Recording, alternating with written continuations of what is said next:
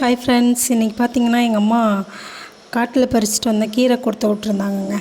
இது வந்து மகிழிக்கீரைங்க, இது வந்து கும்மிட்டி கீரைங்க.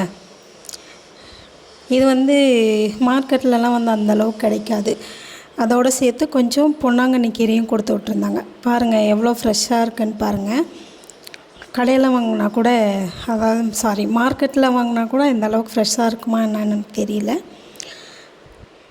இந்த கும்மிட்டி கீரை பார்த்திங்கன்னா திண்டுக்கல் சைடு வந்து இந்த ஆடி மாதம் காடு உழுவாங்க பார்த்திங்களா, உழுது விதைப்பாங்க. அப்போ வந்து அதுக்கப்புறம் 2 மாதம் கழித்து இந்த ஐப்பசி மாதத்தில் நல்ல மழை வரும் பார்த்திங்களா, அப்போ தான் வந்து இந்த கீரை கிடைக்கும்.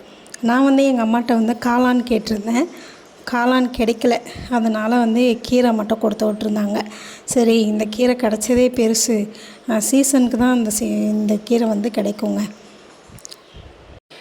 என் வீட்டுக்காரர் வந்து இன்றைக்கி பொன்னாங்கண்ணி கீரை செஞ்சு கொடு அப்படின்னு சொல்லவும் நானும் பொன்னாங்கண்ணி கீரையை செஞ்சுட்டேன். காட்டுக்கீரை இருக்குது, நாளைக்கு செஞ்சு அதோட வீடியோ அப்லோட் பண்ணுறேன்.